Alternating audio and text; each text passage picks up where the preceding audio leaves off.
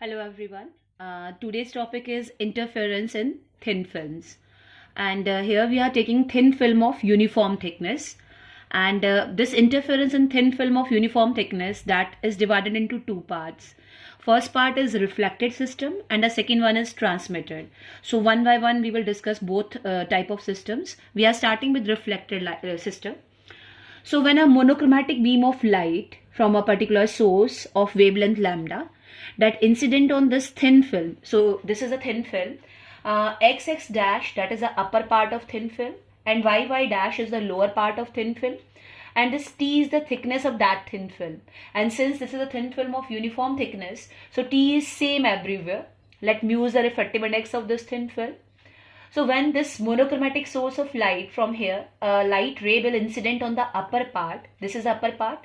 So when light will strike on this particular point, some part of the light is reflected. This is the reflected part, and some part is transmitted. So when this transmitted ray that will reach over the lower part of this thin film, again some part of the light is reflected and some part is transmitted. I am not showing that transmitted part here. When this reflected ray that will reach over the upper part, again that reflection and refraction will take place. It means this reflection and refraction will go on, and a single ray that will keep on dividing, its amplitude will keep on dividing, and you are going to get this ray R1. As you can see here, R1 is reflected from upper part of thin film, and you are getting another ray R2 which is reflected from lower part of the thin film. Now these two rays, since they are obtained from a single source, from a single ray, so that is the reason if there is any change in phase of this source, you will get the similar type of changes for R1 and R2. It means these two rays, they can maintain a constant phase difference. So that is the reason R1 and R2, they are coherent rays.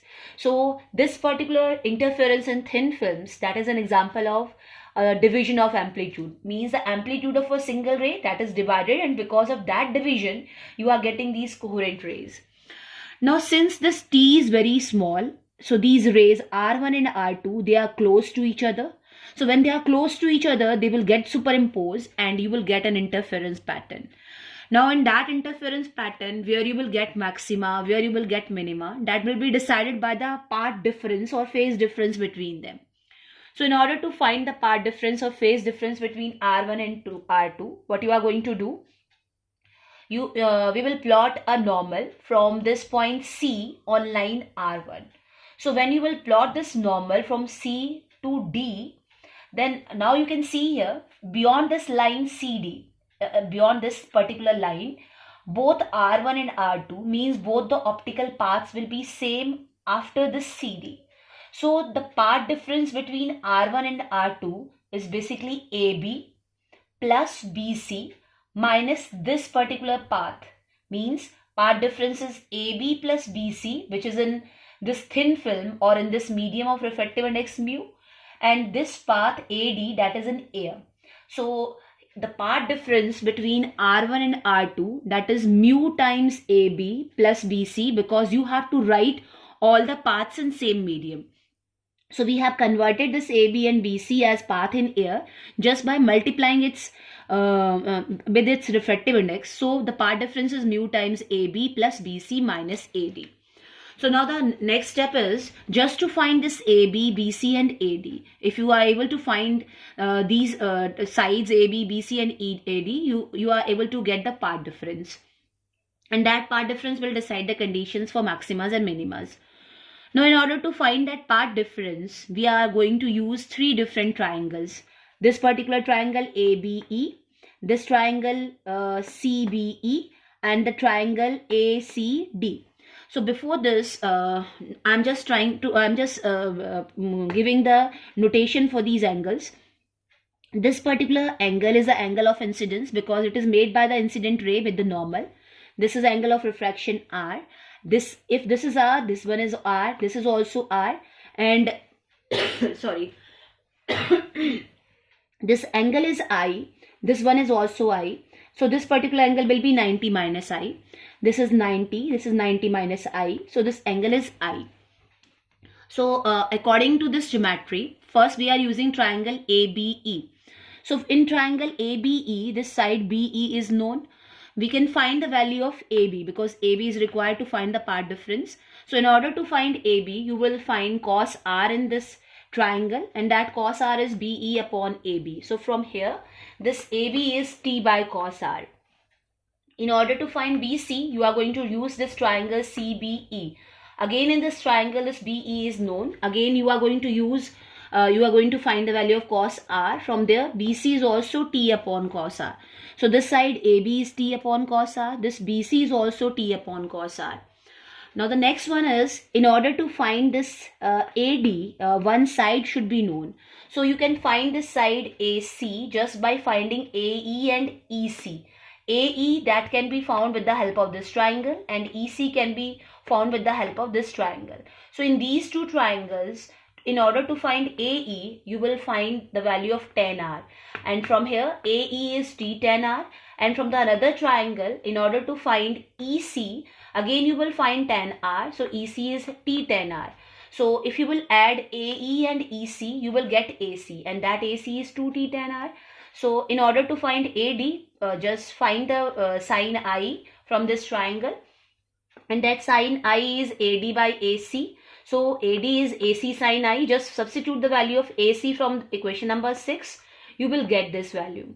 Now according to Snell's law, you know that mu is sine I upon sine R. So you can write sine I as mu sine R, and this tan R is sine R upon cos R. So what you are finally getting here, AD as 2 mu T upon cos R into sine square R. Now you have this AB, you have this BC, and you also have the value of AD. So just substitute all these values in equation number 1, and after that substitution, you can find the part difference. So after substitution, the part difference is 2 mu T cos R. So this is the part difference, but as you can see here, when light from this particular source will incident on upper part, then this is a reflected ray which is reflected from a denser medium. Here you have air, then you have this thin film of refractive index mu, and again you have air here. It means that R1 is reflected from a denser medium, and you know, according to Stokes treatment, if a light ray is reflected from a denser medium, then there will be an additional phase change of pi, or part difference of lambda by 2. So the effective part difference, that will be 2 mu T cos R plus minus lambda by 2. It means this particular factor is because of Stokes treatment. So you have to consider this Stokes treatment here.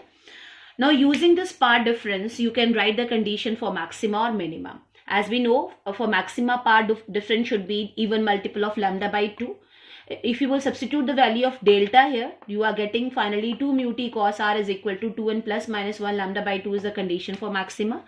And for minima, the general condition is part difference should be odd multiple of lambda by 2, and the part difference is this. Substitute this value, and you will get this particular condition for minima. So this equation number 10 represents the condition for maxima, and 11 represents the condition of minima.